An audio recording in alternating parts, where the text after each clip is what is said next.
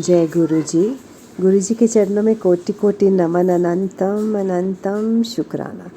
संगत जी, जब हम गुरु जी की शरण में आ जाते हैं, जब गुरु जी हमारी बाँह पकड़ लेते हैं, तो हमारे लिए कुछ भी मुश्किल नहीं होता।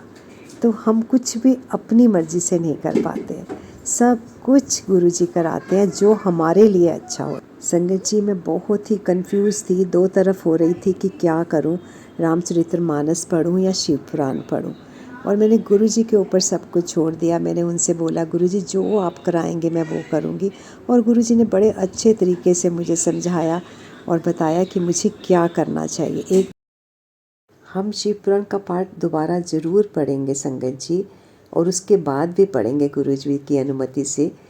पर हम शिव पुराण का पाठ शुरू करने से पहले एक बार हमें क्या पढ़ना ज़रूरी है, जैसा कि पुराणों में लिखा गया है, उसके हिसाब से हमें क्या करना चाहिए, तो वो हम ज़रूर करेंगे संगत जी। आपके बहुत से मैसेज आ रहे हैं कि शिव पुराण का पाठ दोबारा से शुरू करें। बिल्कुल सही कहा, गुरु जी भी यही कहते हैं कि शिव पुराण का पाठ 3 बार अवश्य करना चाहिए और अवश्य सुनना भी चाहिए। मैंने आपको पढ़ाया भी और सुनाया भी। ये सब मुमकिन हो सका हमारे गुरु जी की आज्ञा से। हम बिल्कुल दोबारा इसे शुरू करेंगे और 3 बार इसे पढ़ेंगे। आप मेरा साथ दीजिए, आप भी इसको सुना कीजिए और पढ़ा कीजिए। पर उससे पहले शिव पुराण का पाठ सुनना, एक बार सुन के हमें क्या करना चाहिए, ये पुराणों में क्या लिखा गया है, उसके बारे में हमें जानना बहुत ही ज़रूरी है, ताकि हमें शिव पुराण के पाठ का पूरा पूरा फल मिल सके। और शिव जी हमारे किससे प्रसन्न होते हैं? हमने ज़्यादातर तस्वीरों में, मंदिरों में शिव जी की जो मुद्रा देखी है वो ध्यान योग मुद्रा देखी है, जिसमें शिव जी ध्यान में मगन बैठे रहते हैं। तो हमें ये जानना ज़रूरी होगा कि हमारे इष्ट देव शिव जी किसका ध्यान करते हैं। संगत जी, शिव पुराण में बताया गया है कि भगवान शिव श्री राम के ध्यान में मगन रहते हैं।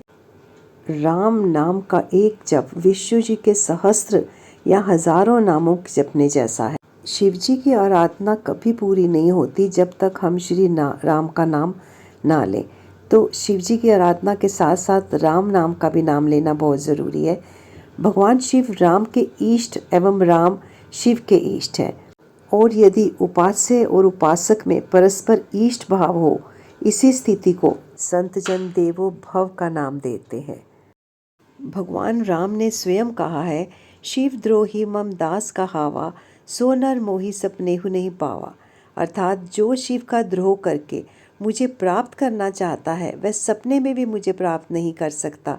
इसलिए शिव आराधना के साथ श्री रामचरितमानस पाठ बहुत ही महत्वपूर्ण है। और हनुमान जी, रामचंद्र जी के सबसे बड़े भक्त, वो भी शिव जी का ही अंशावतार उन्हें भी कहा गया है। त्रेता युग में जब सभी राक्षसों का आतंक बहुत बढ़ गया, तब विष्णु जी राम का अवतार लेने वाले थे। उस समय सभी देवताओं ने श्री राम की सेवा और मदद करने के लिए अलग अलग अवतार लिए थे। शिव जी ने श्री राम के परम भक्त हनुमान जी के रूप में अवतार लिया। उन्हें शिव जी का 11वां अवतार भी कहा जाता है। श्री रामचरितमानस के मुताबिक शिव जी राम को अपना आराध्य मानते हैं और शिव पुराण के अनुसार रामचंद्र जी शिव जी को अपना आराध्य देव मानते हैं। तो इन दोनों के बीच में संबंध शिव जी और राम का इतना गहरा है कि शिव पुराण का हमें पूरा लाभ तभी प्राप्त होता है जब हम श्री राम की भी पूजा करें, अर्चना करें। बहुत से ऐसे प्रसंग हैं बहुत से पुराणों में संगत जी, जहाँ पर शिव जी की पूजा में हनुमान चालीसा का पाठ बहुत ही आवश्यक माना गया है। और कहा गया है कि ये हनुमान चालीसा का पाठ करने से हमें शिव पुराण का पूरा पूरा लाभ प्राप्त होता है। और शिव पूजा में राम नाम का जप भी कर सकते हैं।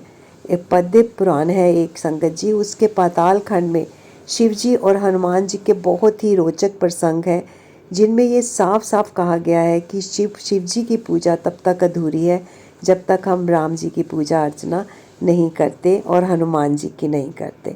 ऐसे बहुत से प्रसंग हैं, बहुत सी कथाएं हैं, जिसमें पार्वती देवी ने स्वयं ये एक प्रसंग में कहा है कि शिव जी राम जी की पूजा में मग्न रहते हैं और रामचंद्र जी शिव जी की पूजा में मग्न रहते हैं। तो इन दोनों का इतना गहरा संबंध है। इसलिए हम दोबारा शिव पुराण शुरू करने से पहले संगत जी एक बार हमें रामचरितमानस जरूर सुननी चाहिए और पढ़नी चाहिए। और उम्मीद करती हूँ कि आप सबको भी ये बहुत अच्छा लगेगा। रामचरितमानस सुनकर, क्योंकि रामचंद्र जी विष्णु का स्वरूप है और विष्णु जी जो है वो शिव जी का ही अंश है सभी। और संगत जी थोड़ा सा विराम भी आ जाएगा दो शिव पुराणों के बीच में, तो हम पढ़ेंगे जी अब रामचरितमानस, और उम्मीद करती हूँ कि आपको ये बहुत अच्छा लगेगा। शिव जी बहुत प्रसन्न होंगे। शिव पुराण का पढ़ा हुआ हमारा जो पाठ है, इतना महाग्रंथ हमने पढ़ा, उसका हमें पूरा पूरा फल मिलेगा। तो संगत जी आप इंतज़ार कीजिए, जल्दी ही हम शिव पुराण का आगाज़ करेंगे, उसे सुनेंगे और शिव जी और रामचंद्र जी दोनों की कृपा का पात्र बनेंगे और गुरु जी भी इससे बहुत प्रसन्न होंगे। आइए गुरु जी का एक बार मंत्र बोलते हैं, बहुत ही प्रेम से बोलेंगे संगत जी। आइए सब मिलकर बोलते हैं, ओम नमः शिवाय, शिव जी सदा सहाय, ओम नमः शिवाय, गुरु जी सदा सहाय। शुक्राना गुरु जी। संगत जी गुरु जी की आज्ञा और अनुमति के बिना मैं ना कुछ बोल सकती हूँ और ना कुछ अपने आप डिसाइड कर सकती हूँ। ये सब गुरु जी की कृपा है कि मुझे इतनी प्रेरणा देते हैं कि मुझे क्या करना है और आप सबको क्या सुनाना है। उनकी इच्छा के बिना हम एक कदम भी आगे नहीं बढ़ा सकते जब हम उनकी शरण में आ जाते हैं। गुरु जी के चरणों में कोटि कोटि नमन।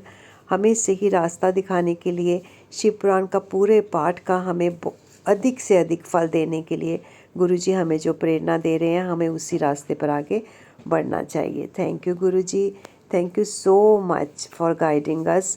थैंक यू गुरु जी, जय गुरु जी, शुक्राना गुरु जी, शुक्राना मेरे दाता।